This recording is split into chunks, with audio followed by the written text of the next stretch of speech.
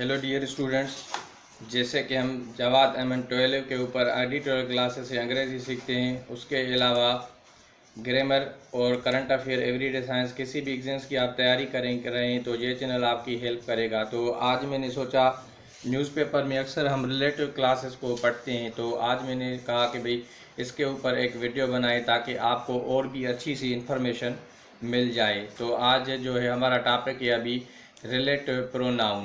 ठीक है, relative pronouns जो होते हैं यानी प्रोनाउंस यानी ज़मीर, ठीक है, जो रिलेटिव होते हैं।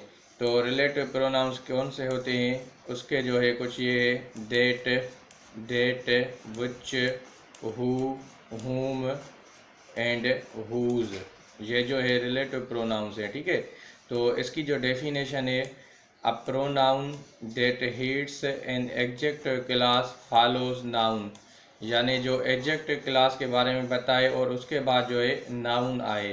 तो एग्जांपल से हम समझेंगे कि रिलेटिव प्रोनाउन क्या होते हैं। देखिए, ओके, जैसे कि यहाँ पे है the horse that took the grass is back. The horse, ठीक है, जो घोड़ा है, दैट, अब ये दैट किसके लिए लग के आ रहा है, अक्सर हम पढ़ते हैं हु दैट विच। ठीक है, तो ये दैट जो लग के आ रहा है ये हार्स के लग के आ रहा है। अगर ये ह्यूमन बींग्स होता तो यहाँ पे हम हु इस्तेमाल करते हैं, लेकिन यहाँ पे हु को इस्तेमाल नहीं किया जाएगा क्योंकि हार्स जो है एनिमल है, ह्यूमन बींग नहीं है। टुक द ग्रास, ये एडजेक्टिव क्लास है और ये रिलेटिव प्रोनाउन है और ये जो है एडजेक्टिव क्लास है। ठीक है, एडजेक्टिव क्लास है। और क्लास के बारे में आपको तो पता होगा, क्लास यानी एक सब्जेक्ट होता है, उसमें जो है वर्ब होता है, उसको जो है क्लास कहा जाता है। ठीक है, सब्जेक्ट और वर्ब। तो हु जो है, ये जो डेट है, ये जो है एडजेक्ट रिलेटिव प्रोनाउन है। टुक द ग्रास यानी जिसने ग्रास ली, ठीक है, जिसने ग्रास ली यानी खाने के लिए ली। इज बेक, वो वापस आ गया है। ठीक है, इज बेक, वो वापस है। तो डेट जो हमने लगाया ये जो है रिलेटिव प्रोनाउन है, तो यहाँ पे हु नहीं आएगा। हु ऑलमोस्ट जो है ह्यूमन बींग्स के लिए आता है, लेकिन रेयर केसेस में हु डेट आता है, वो फिर में हम डिस्कस करेंगे। लेकिन अभी यहाँ पे देखिए, the horse that took the grass is back, यानी जो घोड़ा था जिसने ग्रास ली वो बैक है, अभी वापस आया है। ठीक है, तो ये डेट जो है ये रिलेटिव प्रोनाउन है, यहाँ पे हु जो है नहीं आएगा। ठीक है, आगे चलते हैं। हमारा जो अगला क्वेश्चन है, देखिए विच, विच का किस तरह से यूज़ करते हैं। न्यूज़पेपर में अक्सर आता है विच विच, जो मैं बार बार आपको बताता हूँ भाई, विच जो है ये रिलेटिव प्रोनाउन है। देन माई न्यू हार्स, और दैट में आप देखेंगे कामा लग के नहीं आ रही है। ठीक है, ये आप नोट करिएगा, कामा लग के नहीं आ रही है, लेकिन जहाँ पे विच आए आ रहा है तो यहाँ भी कामा है और यहाँ भी कामा होती है। ठीक है, तो माई न्यू हार्स, मेरा जो नया घोड़ा है, विच आई बाट, जिसको मैंने ख़रीदा, लास्ट मंथ, गुजरे हुए माह को। ठीक है, देखिए ये एडजेक्टिव क्लास है। आई बाट जो है, बाट लास्ट मंथ, और विच जो है ये रिलेटिव प्रोनाउन है। ठीक है, ये रिलेटिव प्रोनाउन है, विच जो है ये रिलेटिव प्रोनाउन है। और विच जो है ह्यूमन बींग्स के लिए विच भी नहीं आता है। ठीक है, ये प्रोनाउन है। यानी विच आई बाट लास्ट मंथ, जिसको मैंने गुजरे हुए माह को ख़रीदा। लव्स ग्रीन ग्रास, वो पसंद करता है जो ये हरी ग्रास को। ठीक है, यहाँ पे अगर सेंटेंस को ऐसे पढ़ेंगे, my new horse loves green grass, अब ये भी बात समझ में आ गई। जो न्यू हार्स है, अगर विच यहाँ पे नहीं भी देते तो जो है नॉन रिस्ट्रिक्टिव क्लास है या नॉन एसेंशियल क्लास है, यानी इन्फॉर्मेशन एक्स्ट्रा दे रहा है। ये क्या कर रहा है, एक्स्ट्रा इन्फॉर्मेशन दे रहा है। My new horse loves green grass, मेरा जो नया घोड़ा है वो लव्स करता है हरी ग्रास को। ठीक है, तो अगर ये ना भी दे तभी हमें पता चल जाएगा। विच आई बाट लास्ट मंथ, जिसको मैंने ख़रीदा था गुजरे माह को। अगर ये ना भी दे तभी हमें पता चल रहा है न्यू हार्स। न्यू हार्स जो होगा वो डेफिनेटली जो है नया घोड़ा जो होगा वो डेफिनेटली क्लियर इन्फॉर्मेशन दे रहा है। ठीक है, तो ये एक्स्ट्रा इन्फॉर्मेशन है जो सब्जेक्ट बारे में दे रहा है। हार्स जो है सब्जेक्ट है, और ये जो विच है रिलेटिव प्रोनाउन है, और ये क्लास बना के दे रहा है। एडजेक्टिव क्लास बनाते हैं विच, हु और देट, हम ये एडजेक्टिव क्लास बनाते हैं, तो ये एक्स्ट्रा इन्फॉर्मेशन देते हैं, और विच को रिलेटिव प्रोनाउन कहा जाता है। ठीक है, अब समझ रहे होंगे। तो जो भी एग्जाम्स की आप तैयारी कर रहे हैं, तो ये चैनल आपको बहुत बेनिफिट करेगा। ऑलमोस्ट हम एडिटोरियल की क्लासेस लेते हैं, तो आज मैंने सोचा विच और डेट के ऊपर भी एक वीडियो बनाऊं, ताकि आपको जो है इस चीज़ के कॉन्सेप्ट कुछ समझ में आ जाए अलग से। और ग्रामर की हमने सीरीज़ शुरू की है। उसके अलावा जो है हमारा पहले नाउन का पार्ट हो गया था, लेकिन अभी जो है प्रोनाउन, अब रिलेटिव प्रोनाउन कुछ एग्जाम जो सीख रहे हैं एग्जाम्स पॉइंट ऑफ व्यू से भी, और न्यूज़पेपर के हवाले से भी जो बार बार आते हैं।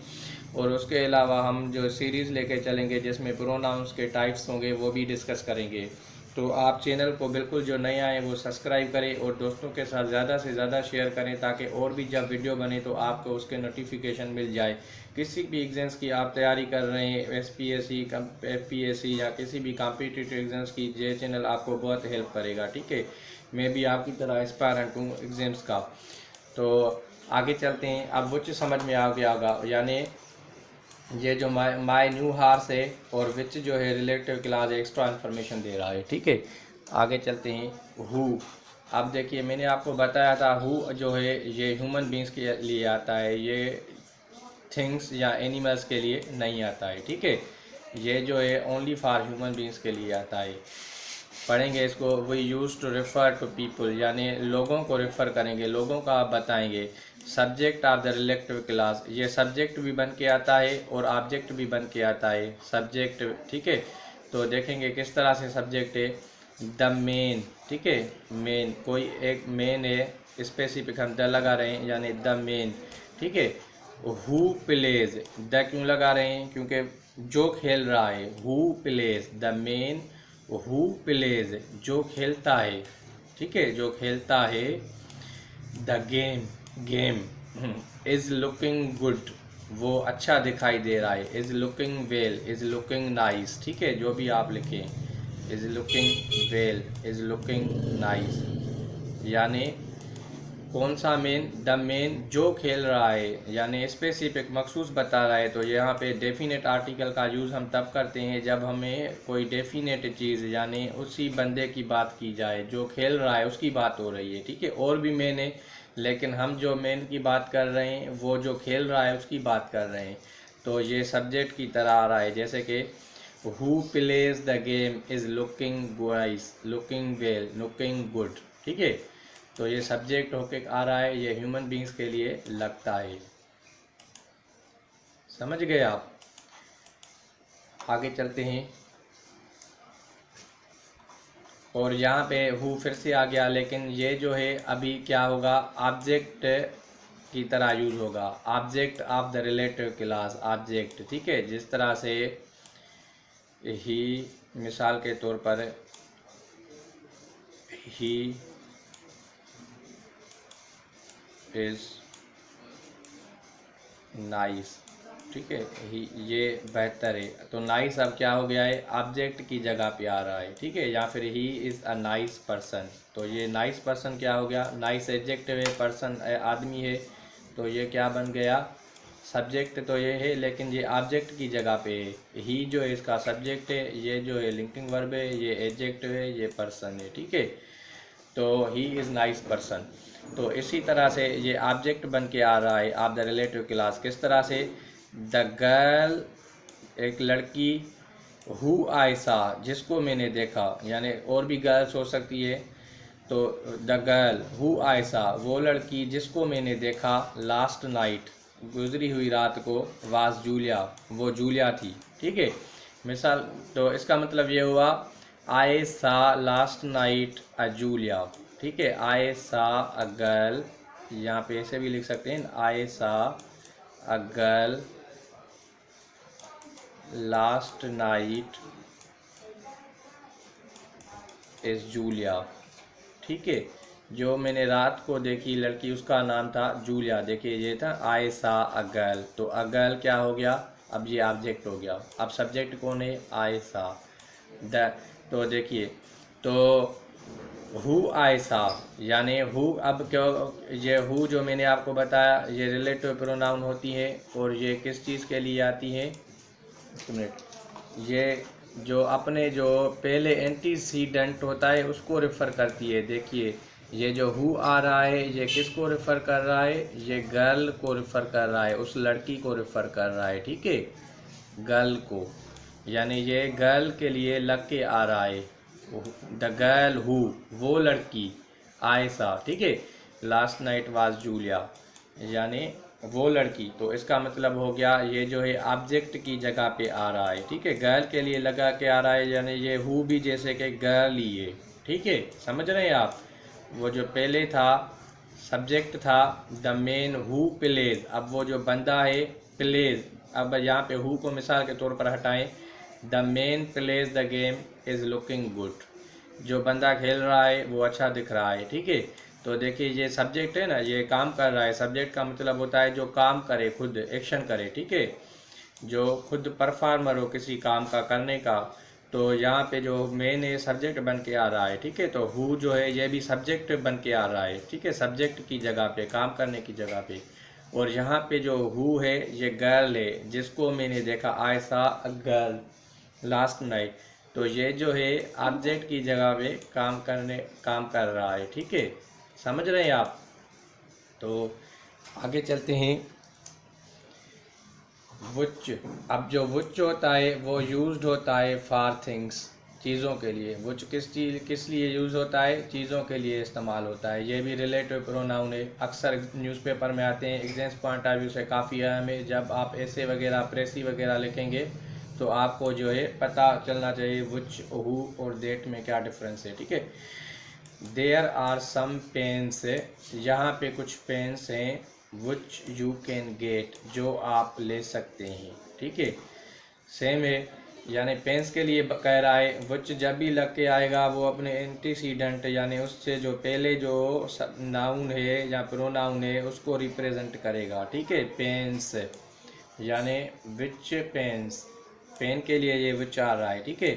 There are some pens you can get, यहाँ पे कुछ पेन है जो आप ले सकते हैं, there are pens which you can get, जो आप ले सकते हैं, ठीक है, ये आ रहा है विच।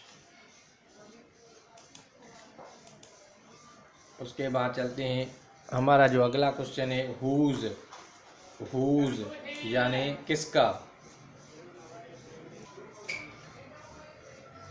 डेट जो है और विच, इसमें क्या डिफरेंस है इसको हम समझेंगे, यानी ये लिमिट करता है मीनिंग ऑफ सेंटेंस की। Child foods that contain vitamins are best, बच्चों के खाने जिनमें विटामिन है वो बेहतर है। अब हम समझेंगे क्यों, यानी इसका मतलब क्या है, ठीक है, यानी डेट अगर नहीं लग के आएगा तो फिर मतलब का पता नहीं चलेगा। मिसाल के तौर पर हम ऐसे इसको नहीं मानते हैं, ये नहीं लिख रहे हैं, ठीक है, एक मिनट के लिए, चाइल्ड फूड्स आर बेस्ट, बच्चों के खाने बेहतरीन है। अब कौन से खाने बेहतरीन है, ठीक है, समझ रहे हैं ना आप। अगर हम इसको नाट को यहाँ पे देखिए, एक मिनट में के लिए ख़त्म कर रहे हैं, चाइल्ड फूड्स आर बेस्ट, बच्चों के खाने बेहतरीन है। कौन से खाने बेहतरीन है भाई, ब्रीड बेहतरीन है, मिल्क बेहतरीन है, मीट बेहतरीन है, क्या बेहतरीन है, ठीक है।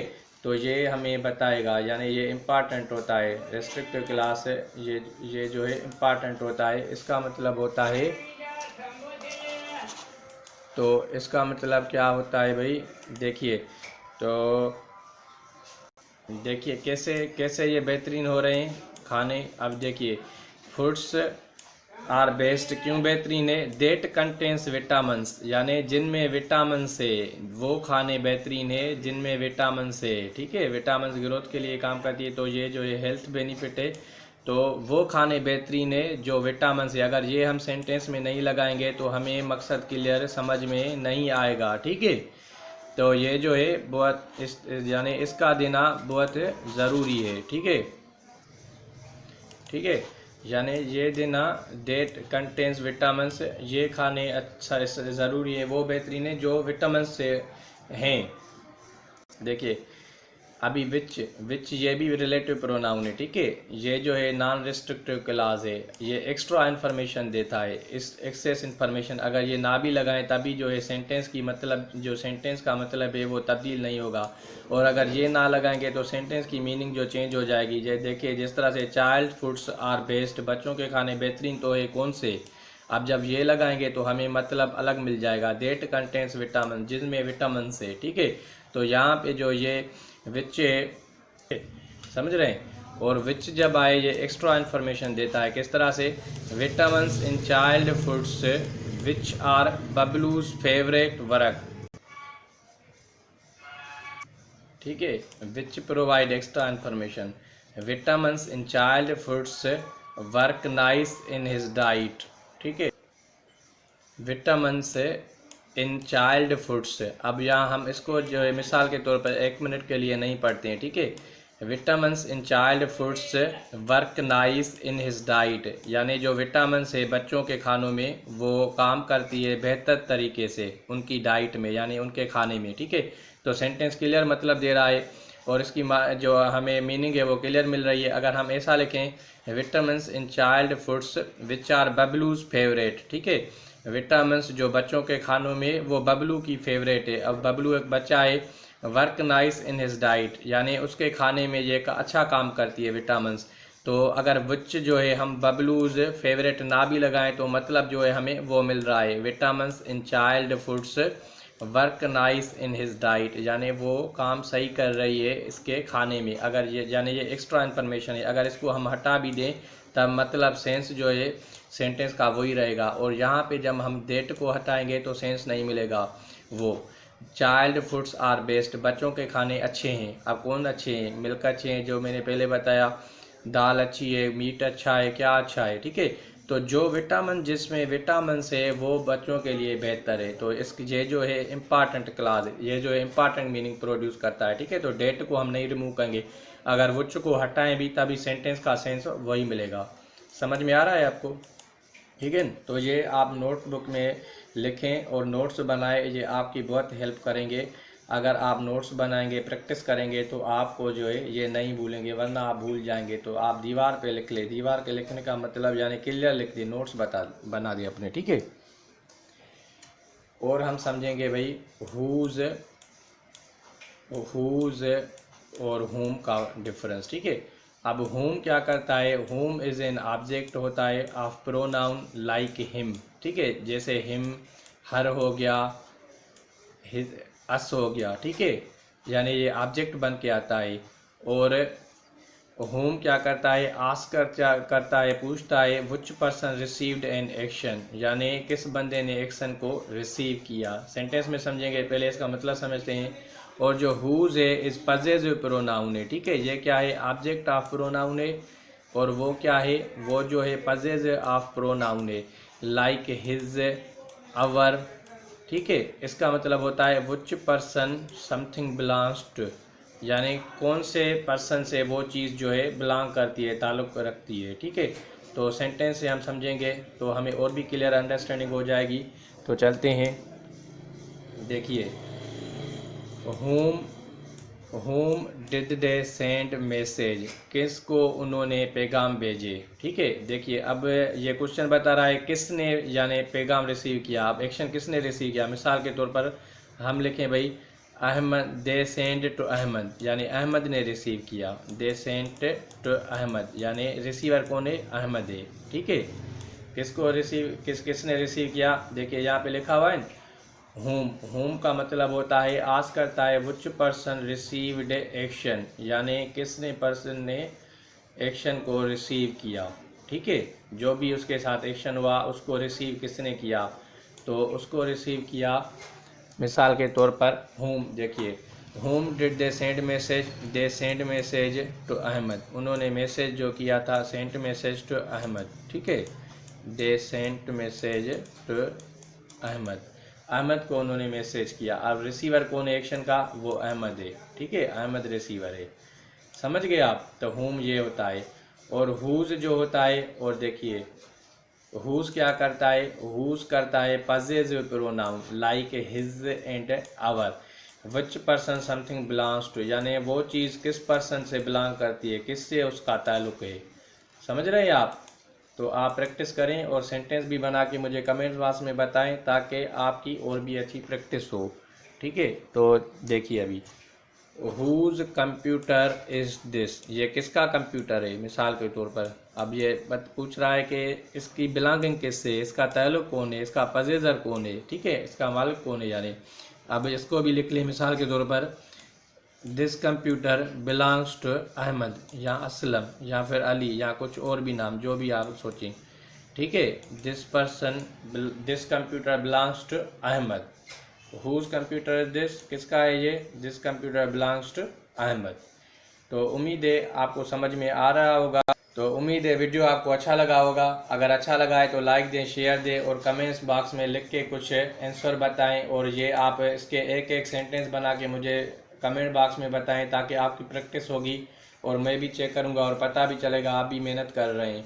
तो किसी भी एग्जाम्स की तैयारी कर रहे हैं तो ये चैनल आपको बिल्कुल हेल्प करेगा। और जो नए चैनल पे आए वो चैनल को ज़रूर सब्सक्राइब करें ताकि और भी जब वीडियोस अपडेट हो तो उनकी नोटिफिकेशन आपको हो जाए।